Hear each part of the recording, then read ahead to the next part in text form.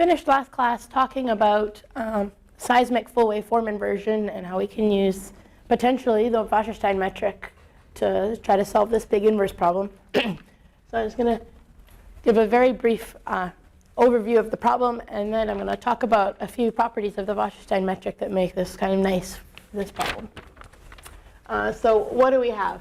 We were assuming that we have some kind of data that we've observed, right, which I'll call G.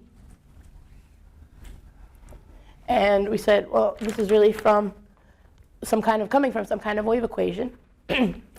But if we were to be able to solve the wave equation, we need to know the velocity field.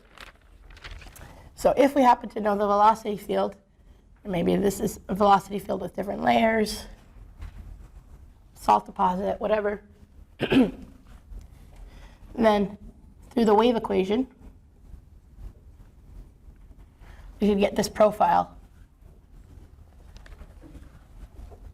f of v. And this was defined to be the surface measurement of the wave equation. So this was, you have x, 0, and t.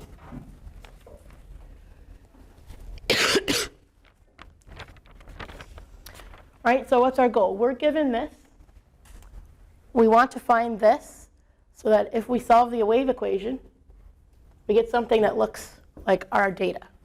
So in other words, we're trying to, well, we said we want to set this up as let's minimize over all v, so the distance between f of v and g.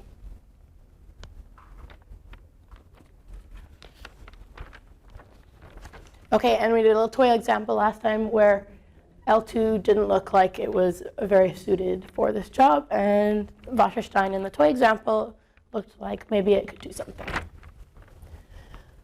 So in general, we have complicated wave fields, and we're never going to say Wasserstein metric between two profiles that are generated this way is convex with respect to all possible perturbations in here. We just can't do that. But what we can do is look at some simple kind of toy models and say, what are the kind of errors that we're likely to see?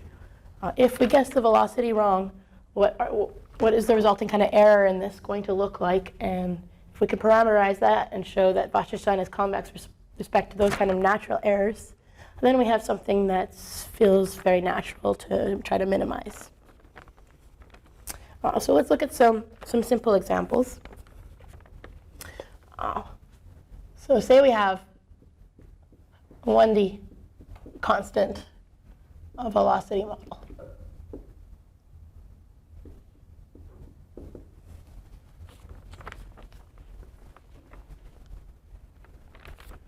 Okay, then I can write down a solution of my wave equation. The solutions will have this form.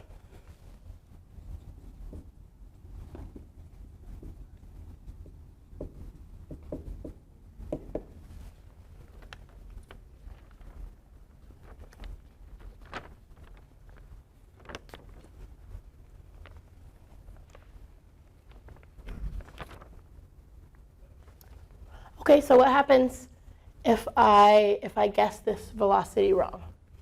I'm going to see things that are either shifted the wrong amount or they're dilated by the wrong amount in some variables. So these are sort of key transformations, key forms of error that we expect to see if we guess wrong at our velocity. So if we change v, we expect to see shifts or dilations in u.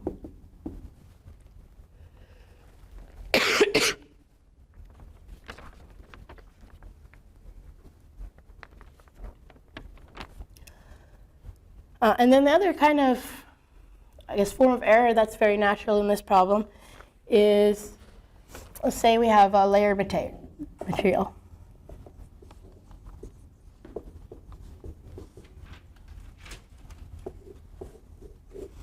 So in here, there's a velocity v1 and a velocity v2. And we're going to have some reflections off of this layer. And the strength of the reflection is going to be related to the relative velocities here. So in other words, if we guess wrong at these velocities or at these relative velocities, we're going to expect to see an amplitude change in part of our reflected wave. So here, if we guess wrong,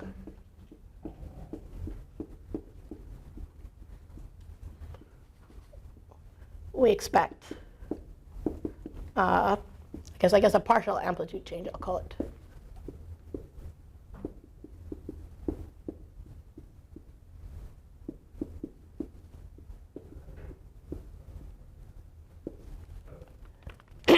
So these are really the key forms of error that, big picture level, you'll see.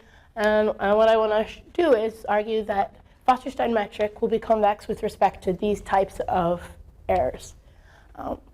L2 is not. We already saw an example, a simple example where L2 failed. Wasserstein is. So I want to argue that from what we've learned of the Wasserstein metric, and then try to convince you that this is actually useful in practice. Because again, you don't want to bring out a complicated tool like this unless it can actually do something for you, because it is a complicated tool. You have to be able to compute these things. Okay, so let's look at shifts first of all. So let's let f of x be given by g of x minus s eta. Okay, for some fixed vector eta.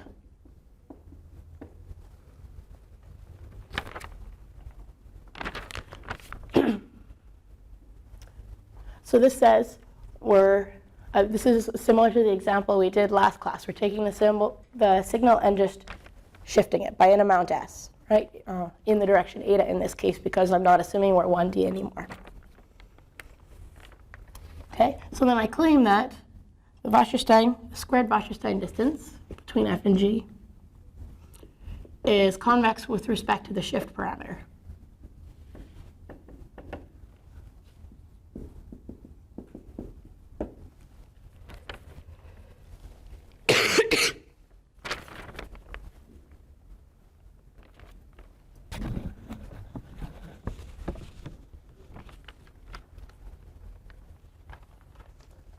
Okay, in this case, there's actually nothing much to prove here.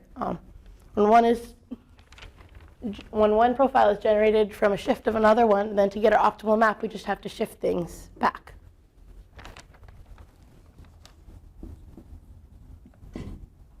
So this is really the same exercise that we did in 1D last time.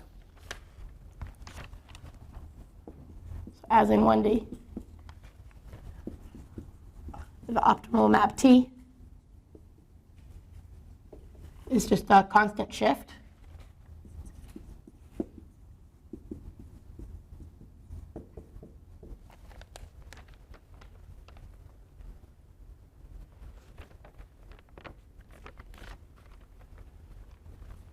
Right, so T of x equals x minus s eta.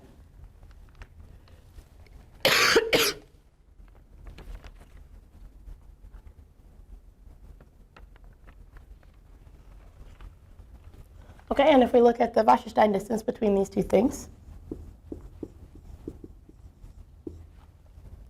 square it, then what do we have to do? We're going to integrate x minus this map and square it.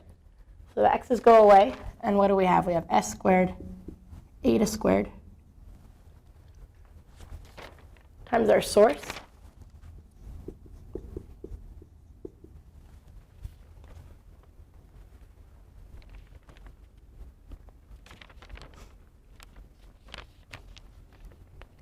and is this convex in S? Yes, right. This is like the simplest convex function I could write down. This is just a quadratic. Like f integrates to 1 if we've scaled things properly. Eta is just some constant. It's probably 1 if we take it to be a unit vector. So this is just the simplest quadratic function you could think of. This is convex quadratic.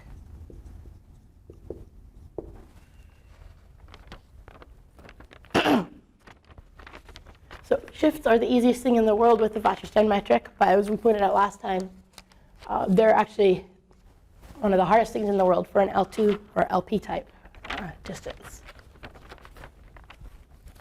And what about dilations?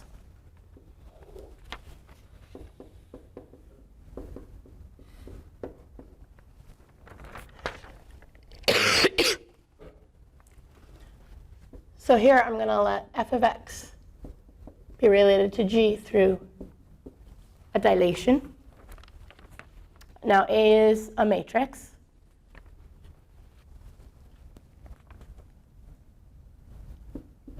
So A is symmetric and positive definite.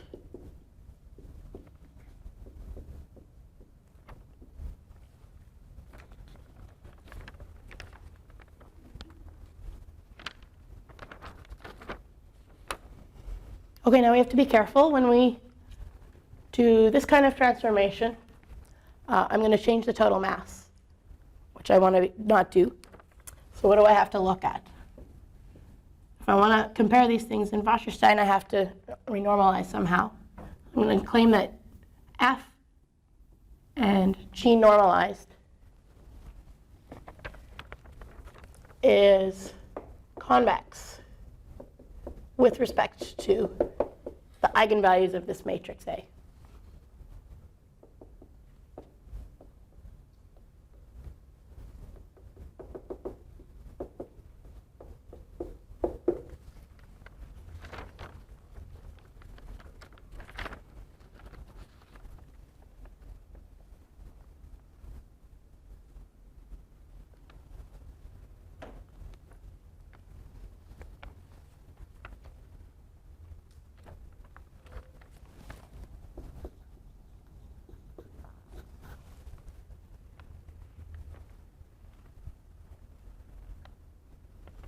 Okay, so let's see what we can do to prove this.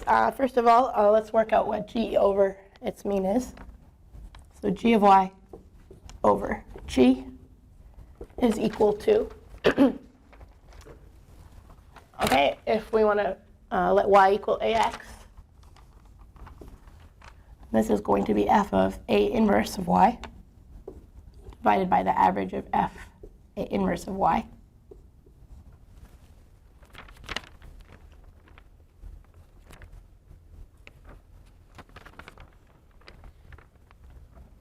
And if f has mean 1 on its own, then under this scaling, we're going to get a determinant of a popping up when we compute the mean. Change the variables formula. So we're going to get f scaled by this determinant.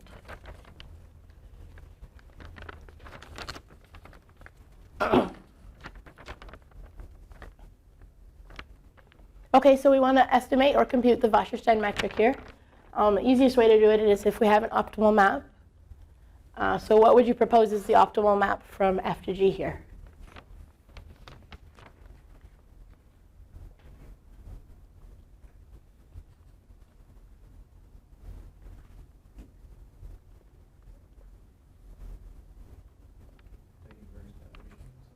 To just use the dilation we've been given, exactly. Okay, so I propose that T of x equals ax is, in fact, the optimal map.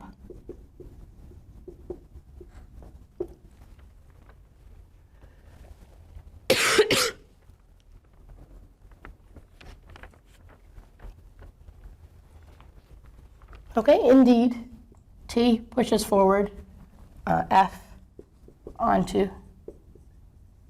G normalized.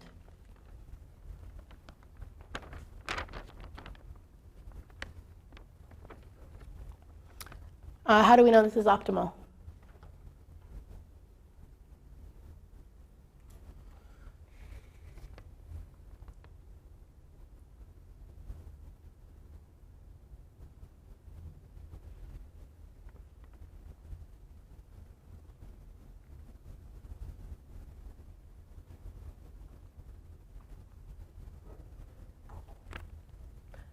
let me rephrase the question. What are some optimality conditions you know for the map? What are some ways that we've characterized the optimal map before?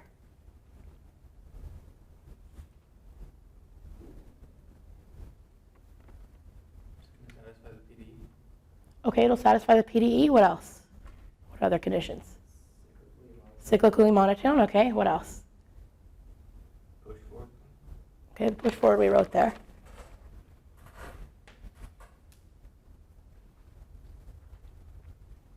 Okay, so cyclically monotone is basically equivalent. So yeah, we can check that this is cyclically monotone. An easier thing is to check if it's the gradient of a convex function. So t of x, in this case, is the gradient of a quadratic function.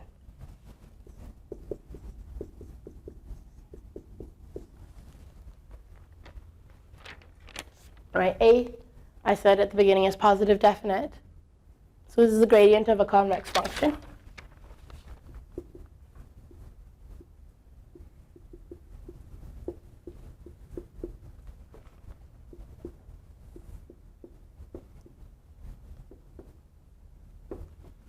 And that means it's optimal. That's the optimality condition. So to be optimal, right? This is the feasibility condition, and then if you have a feasible map that satisfies the optimality condition, then it's your optimal map. So T is optimal.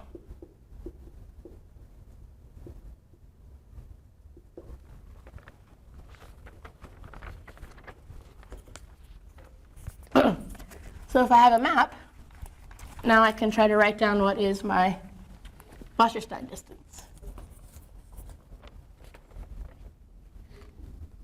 Let me start by saying I'm going to decompose A a little bit. Let's diagonalize A as O lambda O transposed. Okay, where O is orthogonal. And lambda is diagonal and contains the eigenvalues.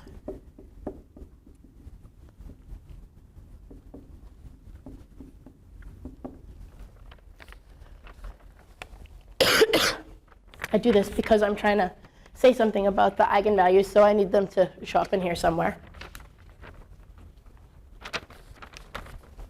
Okay, so then we can write down our Wasserstein.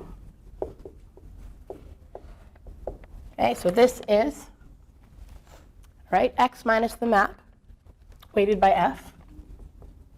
So this is x minus ax squared.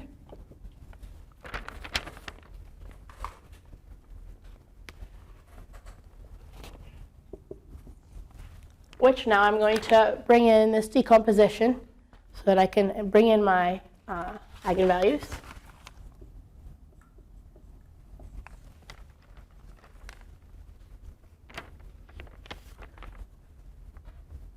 Okay, so in the interest of being able to factor this in a minute, x is the same as I times x.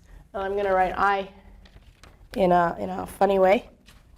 I'm going to write it as O I O transposed.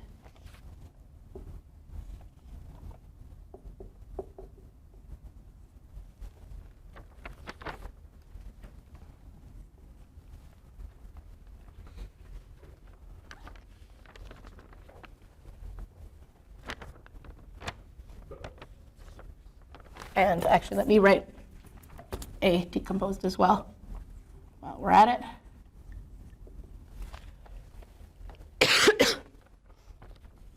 And that way I can sort of factor out this matrix I minus lambda.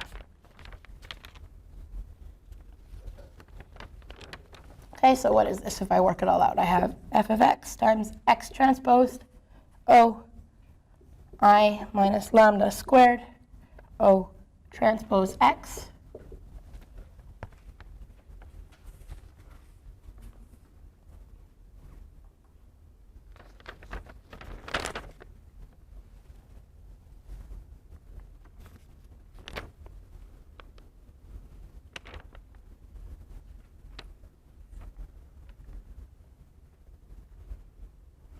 okay, when I multiply all this out, this is going to be scalar valued.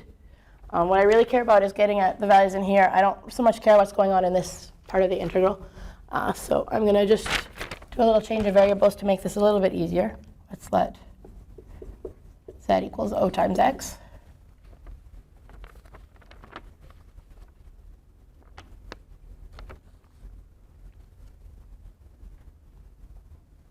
Maybe O transpose x. I have whatever's going on inside my f. I have my z transposed I minus lambda squared z dz.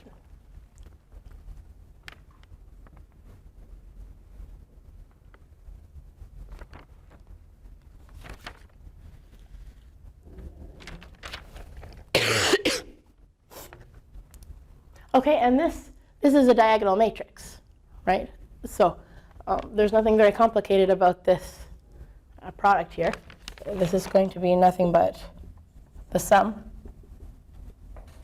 of, okay, it also doesn't really depend on z, so I could bring it out here.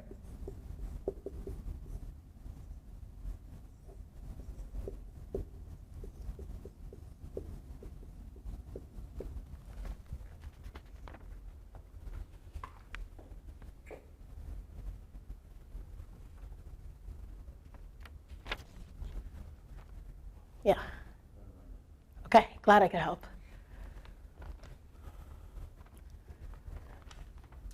Okay, so this is just some positive value, right? F is, if we've scaled things ahead of time, F is a positive density function. Z squared is positive, obviously, so it's some positive number times something that's quadratic in each of the eigenvalues. This is convex in each of the eigenvalues.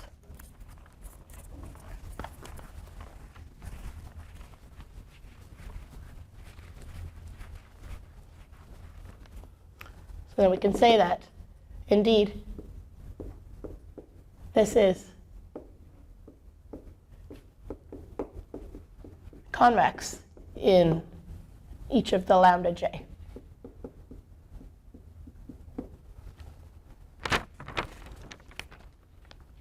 Right, and the lambda j's are the parameters that essentially say how much are we dilating in each direction.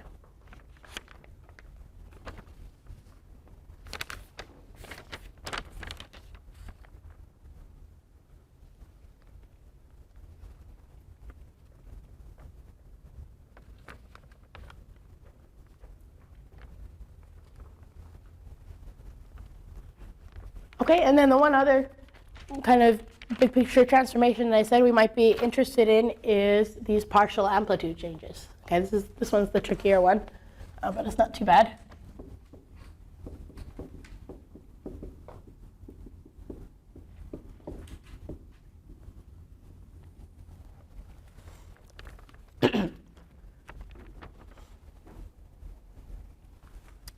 Okay, so let's break it up like this. Let's take our domain and break it into two disjoint pieces.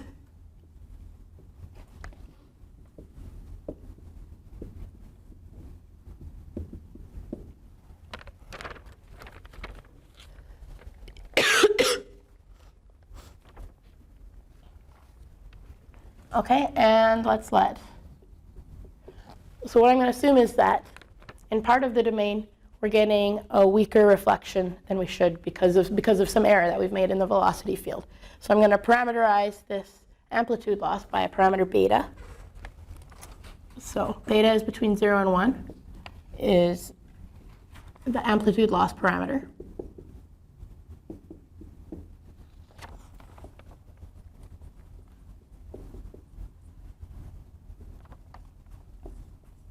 Okay, so we're going to relate f to g this way.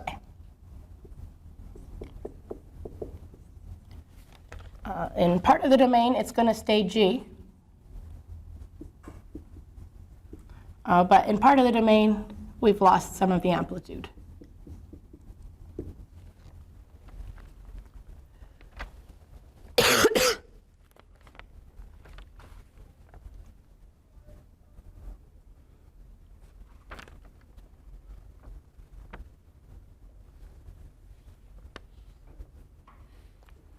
Okay, then I claim that.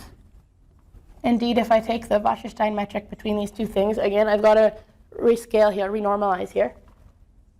So f beta divided by its mean and g. But I claim that this is convex in beta.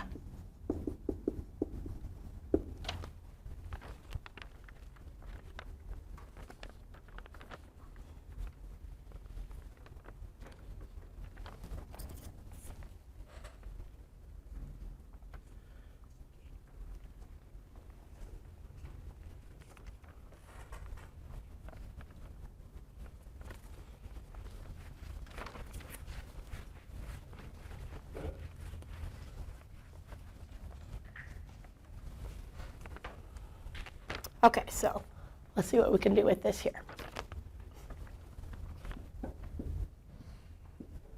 Okay, so when I rescale this, the rescaled version is still going to be sort of piecewise proportional to g, but with different parameters out in front that depend on dividing through by the mean of this. So I'm going to just give this a slightly different label. So let's express the rescaling this way.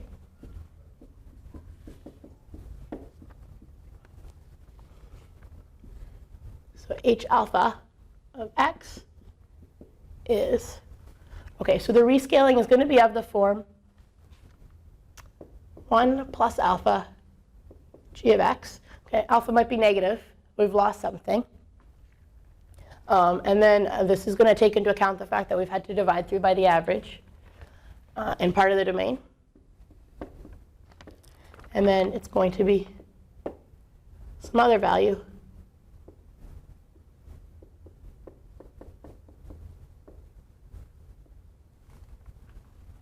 in the rest of the domain.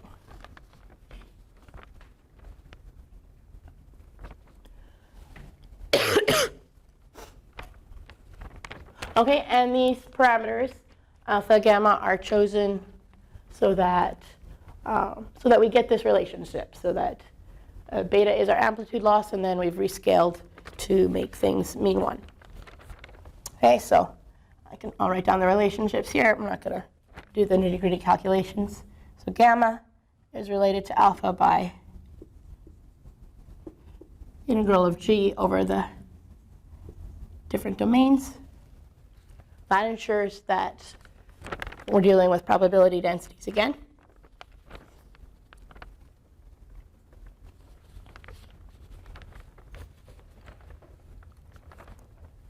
Okay, and alpha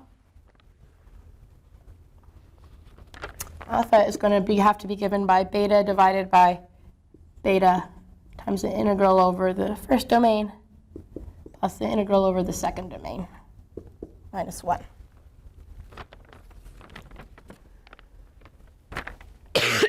All right, this is just algebra to check this. Is the minus 1 in the denominator? No, the minus 1 is applied to everything.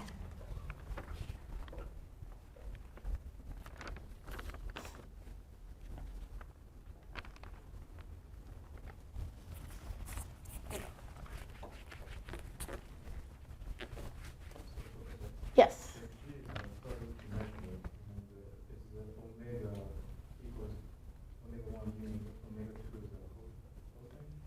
So omega 1 union omega 2 is the whole domain.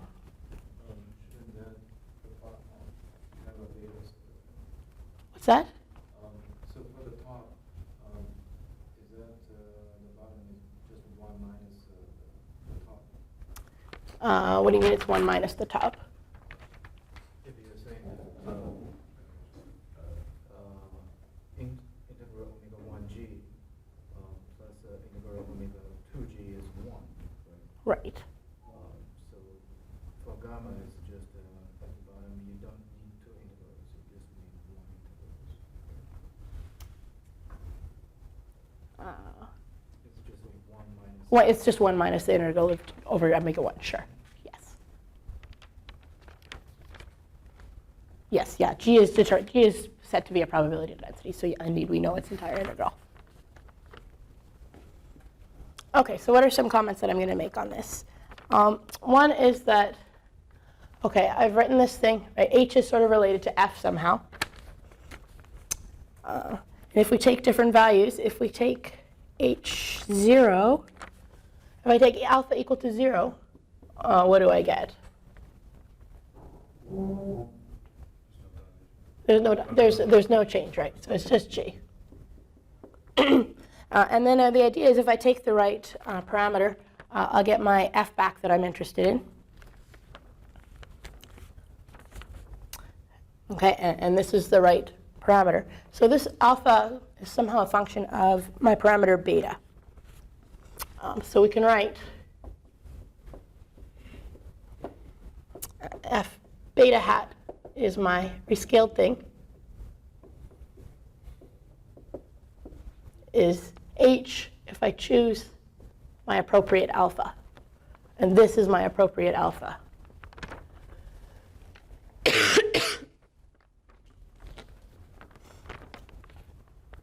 Okay, so let's look at this. This is a relationship between our two parameterizations, and you can check it's concave. So if I view alpha as a function of beta,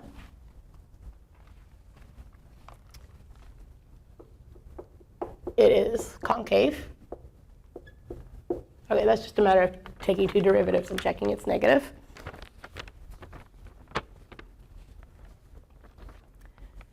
And what does alpha do? Alpha takes parameters that are between 0 and 1. So my amplitude loss parameter is between 0 and 1. And here it converts it into something that's negative. Right? So for this to be an amplitude loss, alpha is negative. So alpha takes 0, 1 to minus 1, 0. Okay, so what do I want to do? I'm going to start by using things that we know about the Wasserstein metric to establish that it's convex with respect to this parameter here, and that will end up falling out right away from the results that we already have on convexity of the Wasserstein metric. Then once I know it's convex with respect to this parameterization, then I'm going to pull back and try to get back to the parameter that I really care about, the sort of natural amplitude loss parameter. Okay, but the motivation for writing it this way was that it will turn out I can directly use some results that we already have. So let's first try to establish convexity.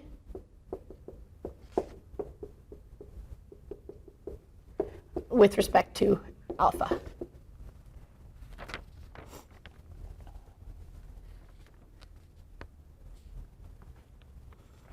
Okay, so let's choose any alpha 1 and alpha 2 that live in the interval that we care about. We want our alphas to be negative. And we choose some scaling parameters.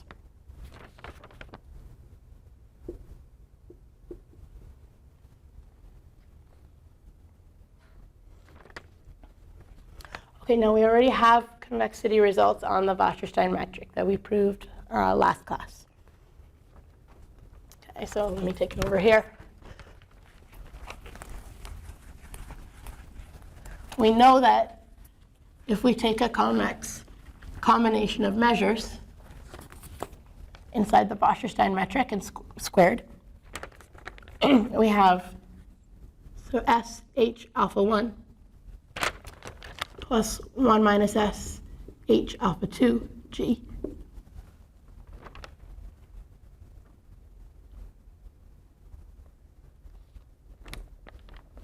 Okay, is less than or equal to S times Wasserstein metric between H alpha 1 and G, and 1 minus S times Wasserstein metric between H alpha 2 and G.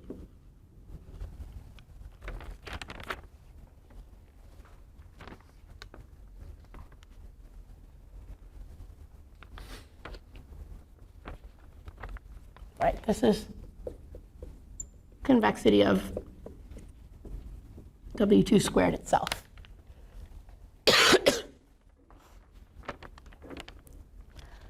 Now what's nice about this parameterization, H alpha, that's not quite true of my parameterization in beta. This is basically piecewise affine in alpha, right? So if you view this as a function of alpha, it's linear plus a constant. And then down here, okay, this gamma is also linear in alpha, so it's linear plus a constant in alpha. So piecewise affine is something that I can basically pass in and out of my convexity condition as I like. So that's what makes this parameterization easier to deal with. If I work here, then I've got betas coming up in the bottom too. It's not affine. In this form, I have something that's basically affine and nicer to work with. Okay, so since H is piecewise affine as a function of alpha, what do we have? We have that S H alpha 1 plus 1 minus S H alpha 2. And I'm going to be allowed to pass these S's down in front of the alphas. So H S alpha 1 plus 1 minus S alpha 2. All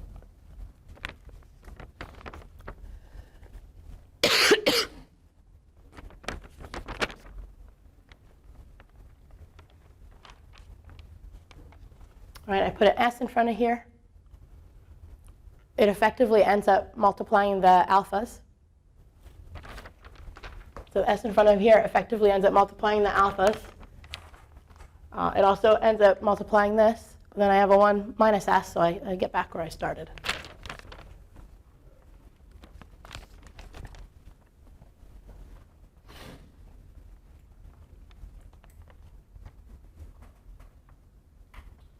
Okay, so this is the key. This is why the key to why I was using this funny parameterization here is that it's not the natural parameterization, but it's easier to work with. It's affine, and that means that I can just sort of pass these S's from here into my alphas. Okay, so this is equal to this.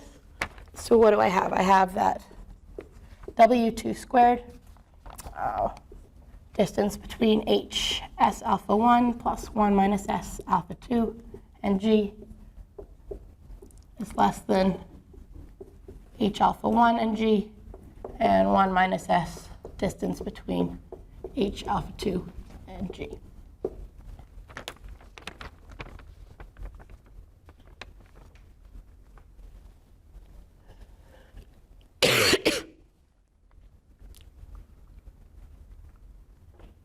And this is what I wanted. I said I want to start by showing convexity with respect to this parameter alpha that's somehow easier to work with because it's in here in this affine way. And that's what I've got, right? I've got, here I take a convex combination of my parameters alpha. And now this is bounded by if I take S, now my expression with alpha 1, and 1 minus S, my expression with alpha 2. So indeed, W2 squared is convex with respect to the alpha parameters.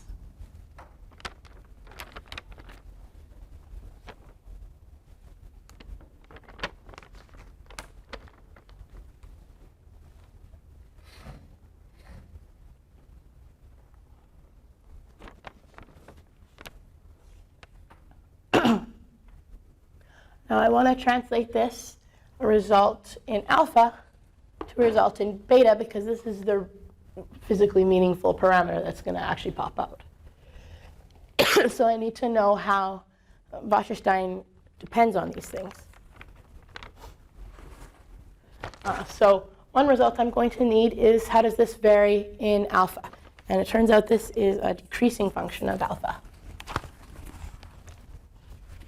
And we've got the result almost sitting in front of us.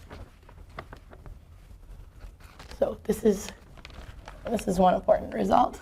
I'm sorry, can I see that for a second? Yes? I don't see how H is piecewise alpha. Yeah, so H is here, right? So affine is linear plus a constant, right? So here, if you look at it in this domain, it's g of x, which doesn't depend on alpha, plus alpha times g of x, right? That's affine. Okay, down here, I have this expression for gamma, right? So I have g of x, which is a constant, minus alpha times, okay, all of this times g of x, which again, it's a constant as far as alpha is concerned. So that's a linear term in alpha. Okay. And then how does that justify writing that expression? How does it justify writing this expression? So this says that, okay, if I multiply by s, what happens here? So if I multiply all of this by s, so the s's multiply the linear terms, and the 1 minus s's come through to the linear terms. And then I also have an s and a 1 minus s that comes through to the constant terms. So I have s times this plus 1 minus s times this. That gives me back my 1 times this. So in that case, the constant has to be the same for the piecewise. The constant has to be the same. So here you have 1 and 1. So the 1 and 1, yeah, it matters that they're the same. Yes, indeed. It matters that they're the same, and it matters that s plus 1 minus s is equal to exactly this 1 here.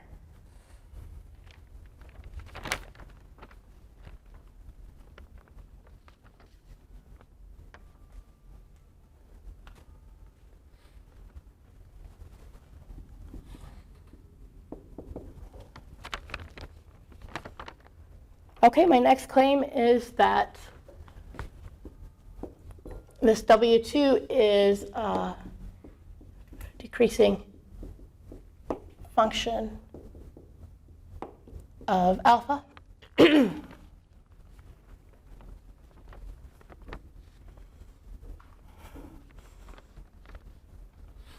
is fun. It kind of pops out of this convexity result, actually. So what do we have here? Let's take two values of alpha.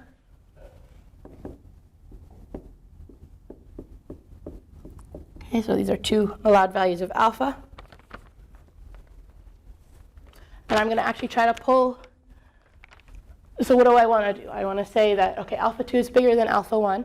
Then we should also get some ordering in Wasserstein with respect to alpha 1 and Wasserstein with respect to alpha 2, right? If these are ordered, then the output is ordered. And I'm going to actually pull it out of this convexity result just by picking, okay, those is my alpha 1 and alpha 2, and an appropriate choice of the S here. So the S here that I want to take is S equals alpha 2 over alpha 1. Indeed, this is between 0 and 1.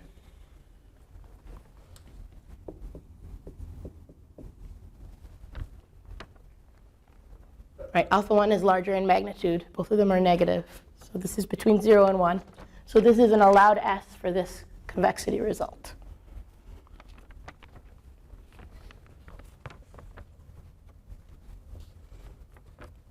Okay, so let's see what we can do here. So I want to get a result that relates this to the Wasserstein metric with respect to alpha 1. I'd like this to be less than the Wasserstein metric with respect to alpha 1. Okay, so I'm going to do, I guess, a trick here. And I'm going to try to write this as a convex combination of my alpha 1 and alpha 2s.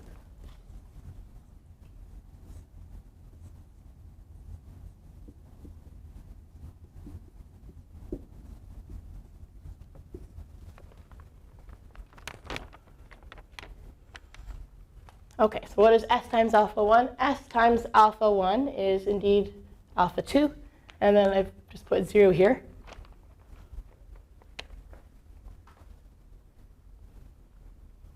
But this is now in this form where I can use this convexity result.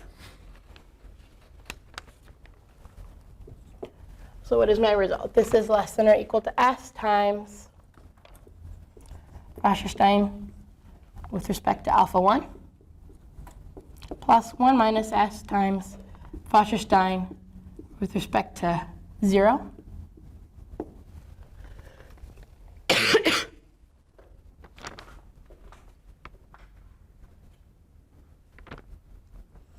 right, what's H0? H0 is G. All right, so what is this term equal to? This is 0, exactly. So this is equal to nothing but Wasserstein metric of my H alpha 1 since H naught is equal to J.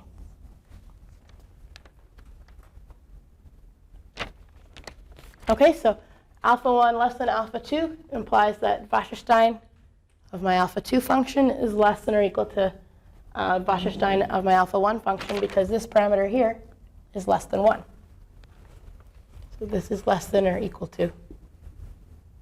I guess it's strictly less than.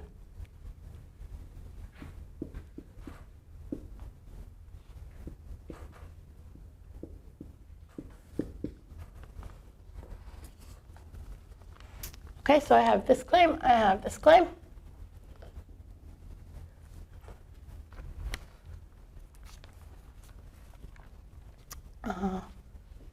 I have this claim. Let's see if we can put them all together.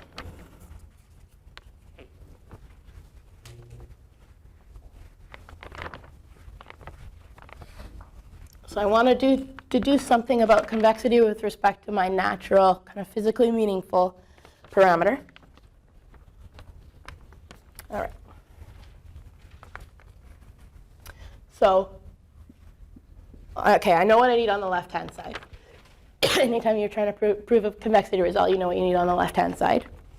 So I need f hat of s beta 1 plus 1 minus s beta 2.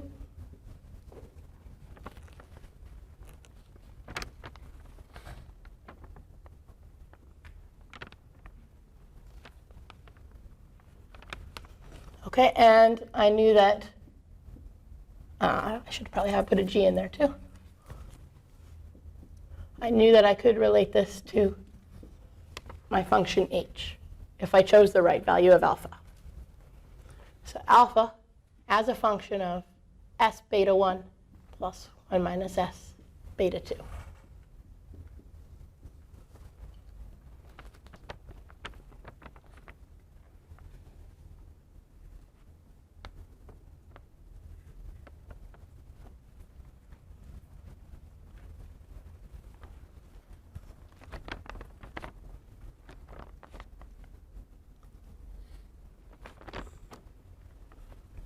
Okay, so sitting here inside this function alpha is this convex combination of my betas. What happens when I put a convex combination of betas inside the function alpha?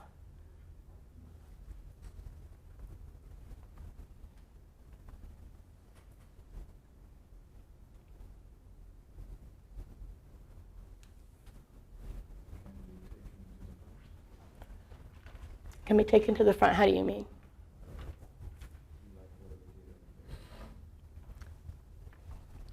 You want to do what we did over there. So let's see.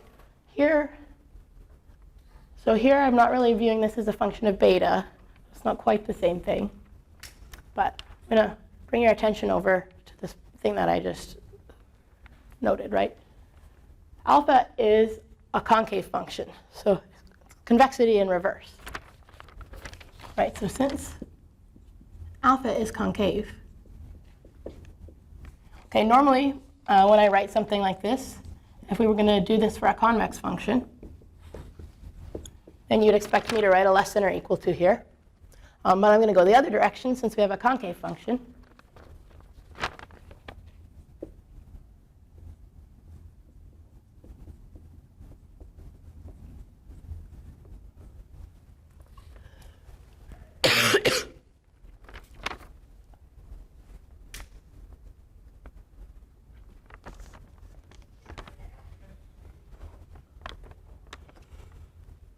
Okay, so doing this makes my effective value of alpha down here go down.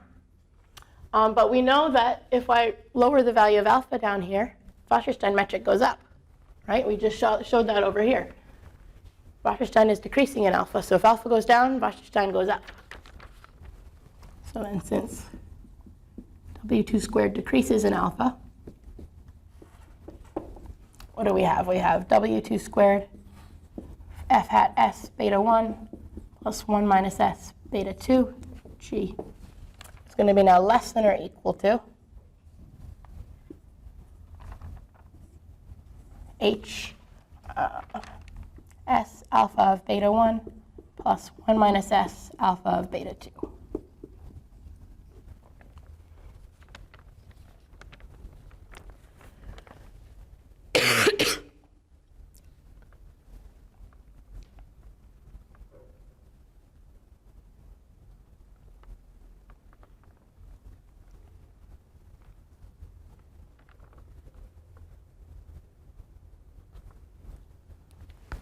Okay, how can I simplify this term? What tools do I have that let me simplify this term?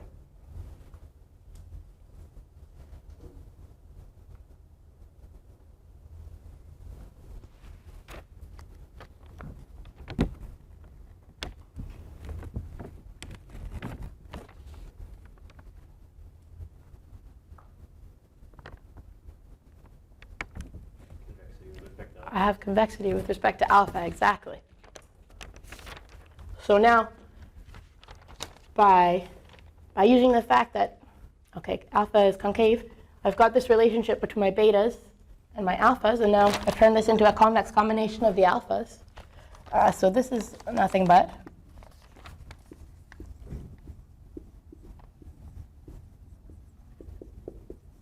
now I pull the s's out again. Oops. Parenthesis in the wrong place. Okay, so since we have convexity with respect to alpha,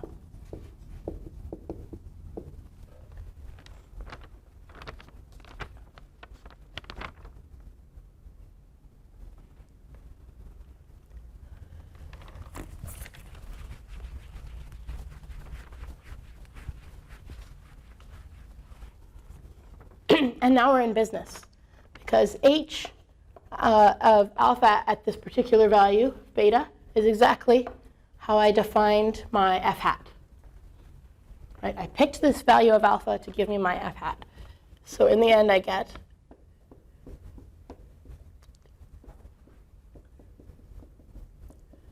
that if I take this convex combination of my physically meaningful amplitude loss parameter, beta, this is going to be less than or equal to s times Wasserstein squared f hat beta 1 plus 1 minus s Wasserstein squared f hat beta 2.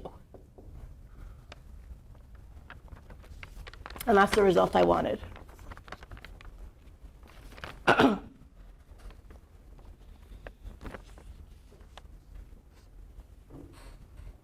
Questions? Yeah. Do you know who made this observation? I made this observation. Oh, that's super cool.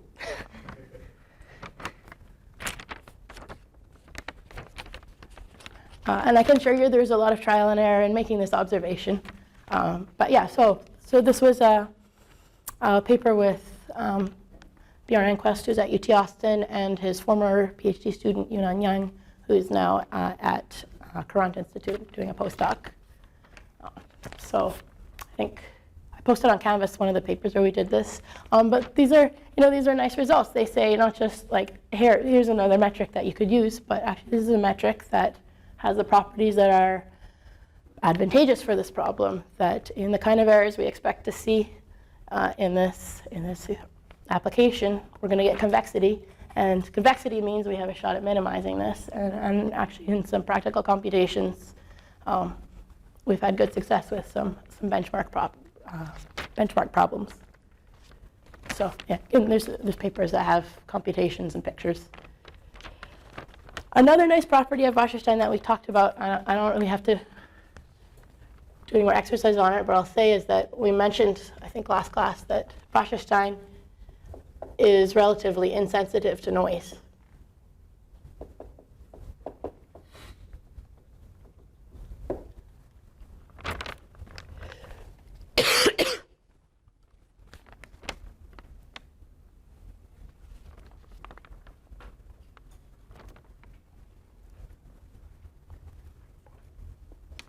right? So we said that even if we have high frequency noise, very high amplitude, it's not really going to affect the distance very much. And this is a good thing because in practice, if we're working with real geophysical data, it's not going to be nice, clean pictures, right? There's going to be errors and noise, and we don't want all of these little bits of noise to be creating all sorts of, spurious minima, to be radically changing the value of the distance or the location of the minima. And this seems to work pretty well.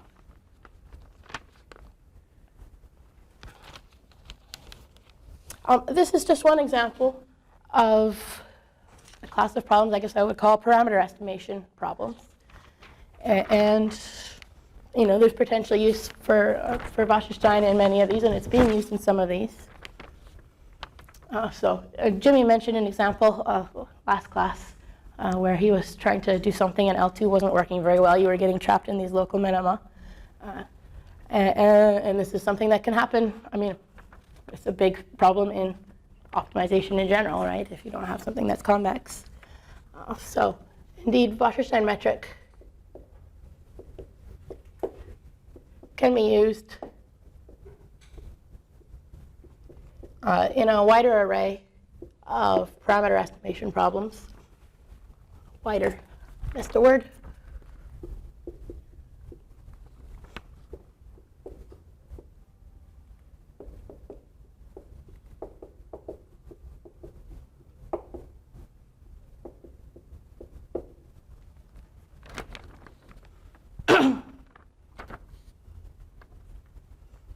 Right, so here, the game is that you have some model, and you're trying to find parameters to put in the model to fit some data.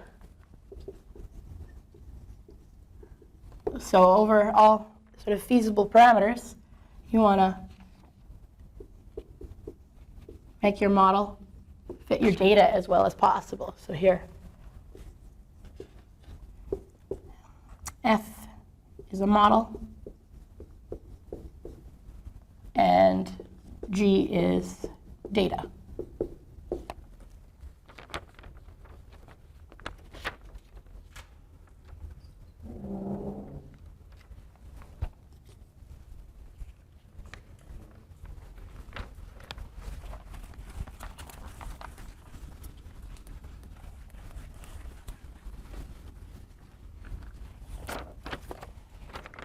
Okay, and problems like this come up all over the place. And Wasserstein metric actually is becoming increasingly popular for use in machine learning problems in particular. There's lots of places, biology, geophysics, we just talked about, whatever, that where you have to solve problems like this. But machine learning, a lot of problems in machine learning look like this effectively.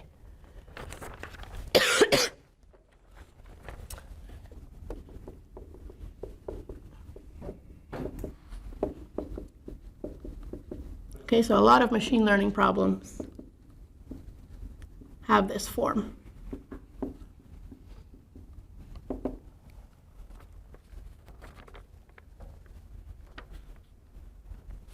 So it might be you're trying to cluster data.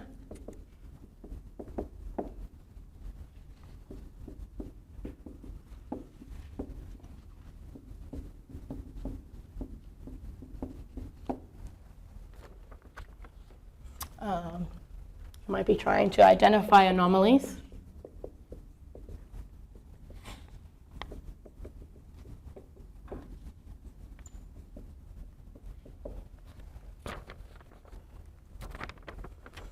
I guess a very common problem would be you're given data and you want to try to infer some kind of probability distribution from your data. So for example, if I give you an image, can you give me a probability that this image is meant to represent the number 2 somebody's drawn? And this comes down to, often, inferring some kind of probability distribution.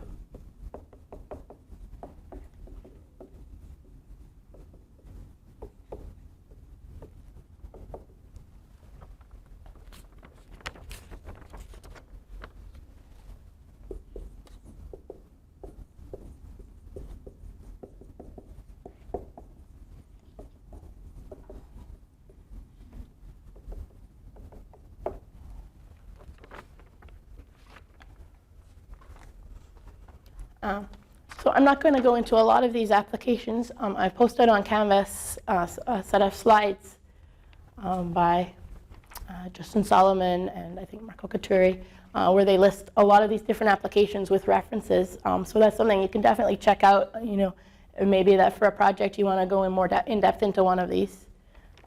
But a lot of these come down to some form of parameter estimation, like we've just talked about. What are some other kind of related problems?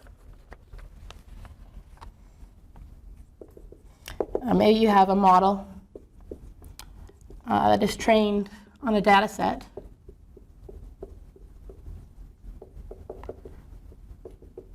That is somehow not aligned with the test data.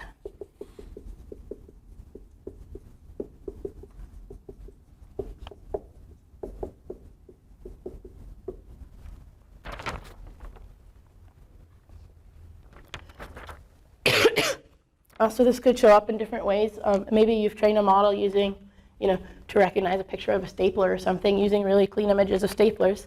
But now you're going out into the real world and just taking a picture on a shop window with clutter around it. Maybe you've got all this cardiac data that you're trying to use to infer, is this person having a heart attack? Now there's lots of information in this data. Maybe some of the information is this person came in during the summer and that will affect some things, but at the end of the day you don't care about that. You want to somehow filter this out and shift out the unimportant things. So what does this problem really look like if I do this pictorially?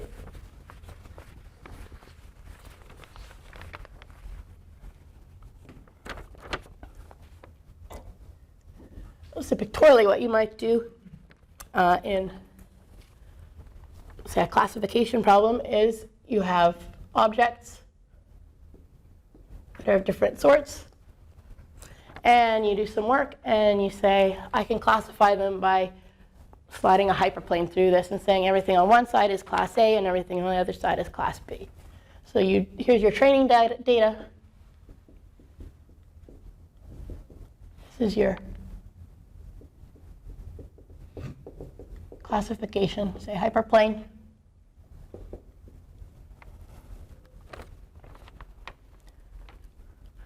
And now I have test data that has junk in it.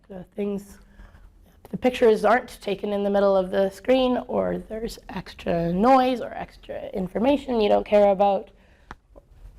Patient came in winter instead of summer, or whatever. So now you get your test data, and your test data is sitting over here.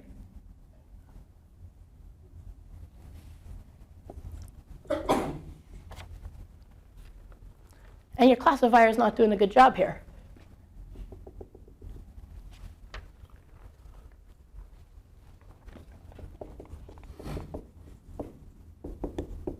So the test data is not well aligned with your training data.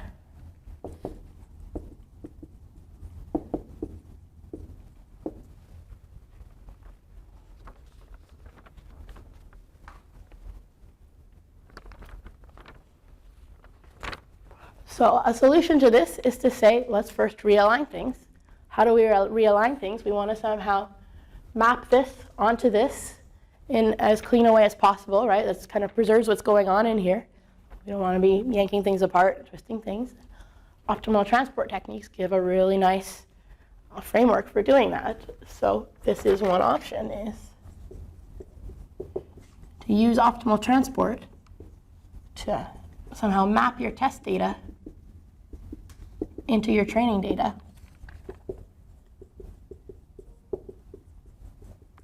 Okay, so we compute a map.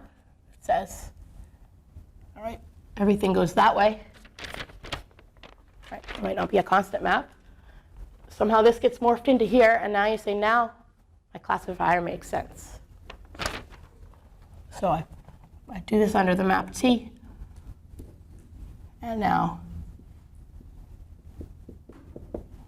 maybe my classifier actually will do the right thing.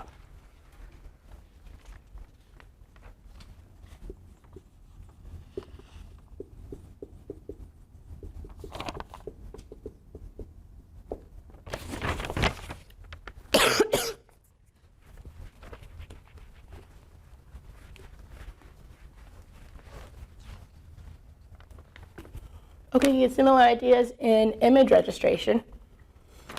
So, yes. If you do the optimal transport thing first, then you classify it, Yes. wouldn't that you always get something that is sort of working with that? I mean, when you do the training and when you do the testing, you're expected that something is wrong, doesn't work, something. But if you do this thing, you always get something working. I don't think it guarantees that you always get something working. What I mean is it's kind of supervised, it's, Sure, there's supervision. yeah. You're still, so this doesn't mean that these features are going to map up exactly with these features. So I don't mean that kind of mapping. I just, somehow the statistical properties are going to be as close as possible. Yeah, no, I certainly don't mean that we're going to pinpoint features. That's another problem, is pinpointing features. And actually this comes up in these brain MRI problems. That maybe you have a couple key features, you want to map one image into another one, and you know a couple key features that you want to stay put. Can you find sort of an optimal mapping subject to these constraints? That's a hard problem. So this is another example, aligning MRI images.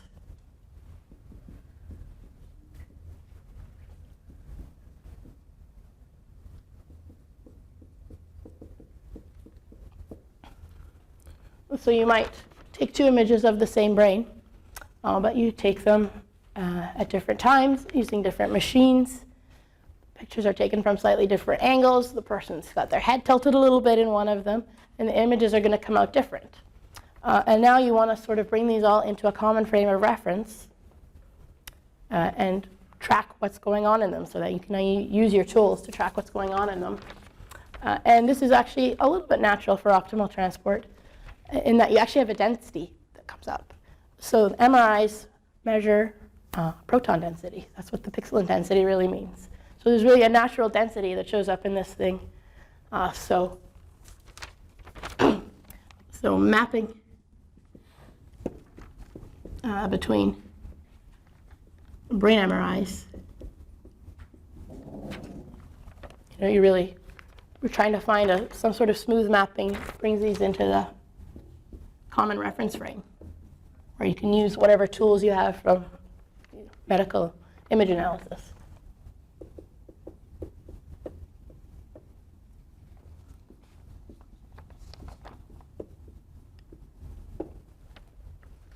The harder problem is you have a MRI and you say, here's the problem spot where we want to operate, and now we're going to put you on the table and crack your skull open, and where did that tumor go, for example?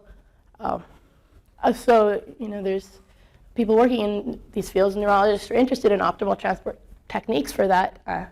This is a hard problem, definitely a hard problem, but there's potential here.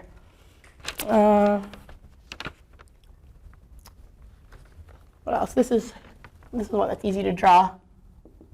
Image morphing.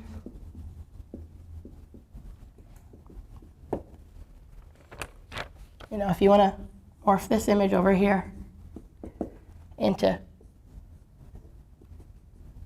something over here,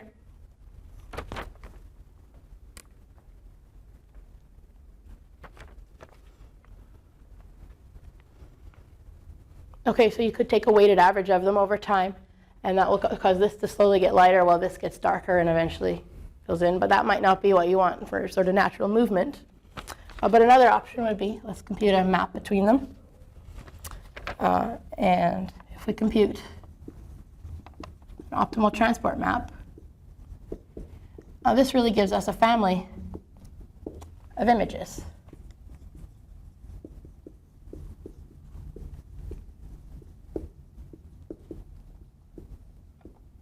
So instead of taking out weighted averages of the images, we could take weighted averages of the maps.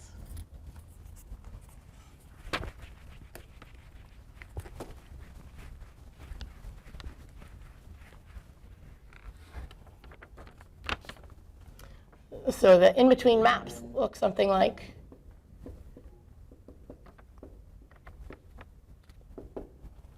so some combination of the identity and the transport map.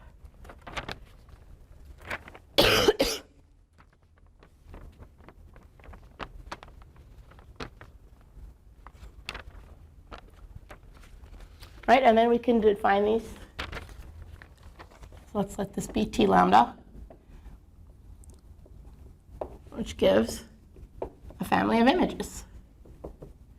Just whatever this map does to our original. So we'll call it, let's call it G lambda. It is just push forward of F1 under this map. So this, instead of saying this gradually gets lighter, well, this gradually gets darker, this take this and move it and morph it at the same time into something, which might be a lot more natural for graphics, for example.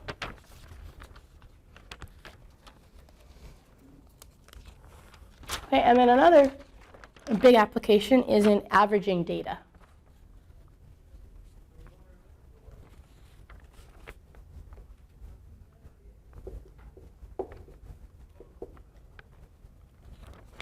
Okay, so I said often we want to come up with some kind of probability distribution given data.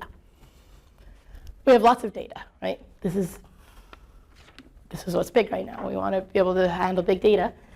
So we need to be able to work in parallel.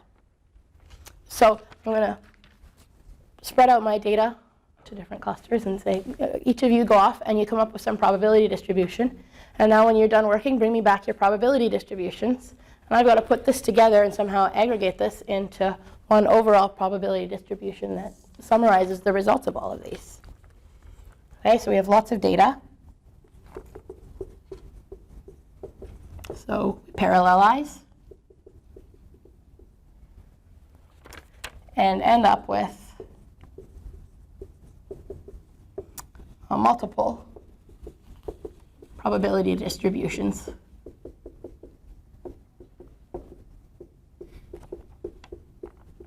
I'll call mu I. And from these, we want to say, okay, I don't really need multiples of these. I want one that gives me a rule that says, what's the probability that this image was a picture of a cat? I don't want to have to check all these different probability distributions. So how can we summarize these?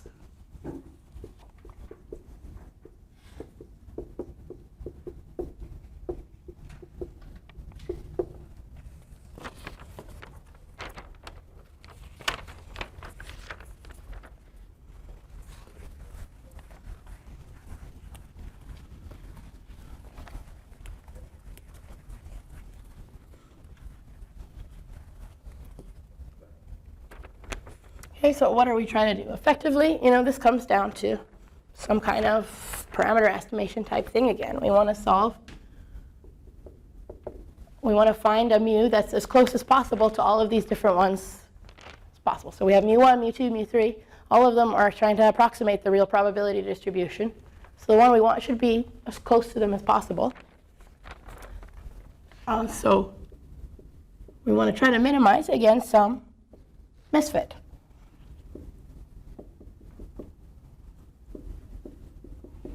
So we have some distance between mu and mu I.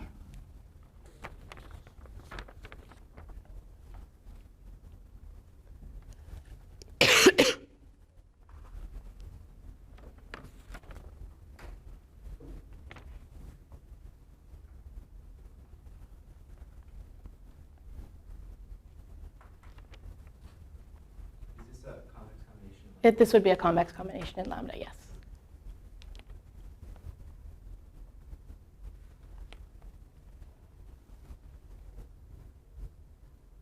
I mean, it's not so important that it be, because we're just trying to minimize it. We're trying to find the minimizer of these things. But yeah, you can think of it as a convex combination. So what's going on? In the ideal world, each of these different nodes came up with the same probability distribution mu I, and then mu star would just be equal to all of them. This would be 0. We can't do that. We want to get as close as possible.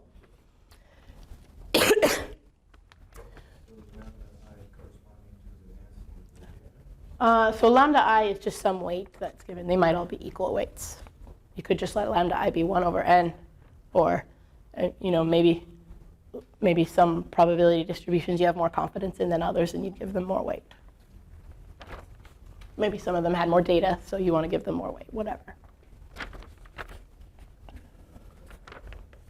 Okay, so again, the easiest thing would be, let's say, mu has density Fi, and we let D equal L2.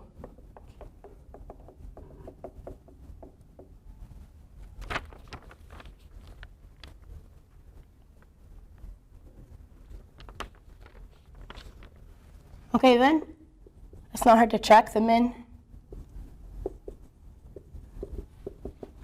is attained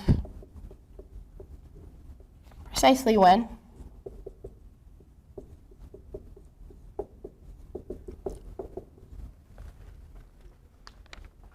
this is just your standard L2 minimization result.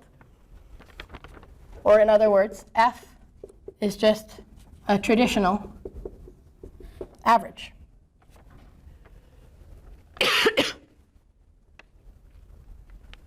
Okay, over all of these, in case they don't add up to 1, but if we take a convex combination, they add up to 1. Okay, so if you just do L2, you get a traditional average, which is great. That's the easiest thing that you could possibly do. It's not always the thing that you necessarily want to do, though.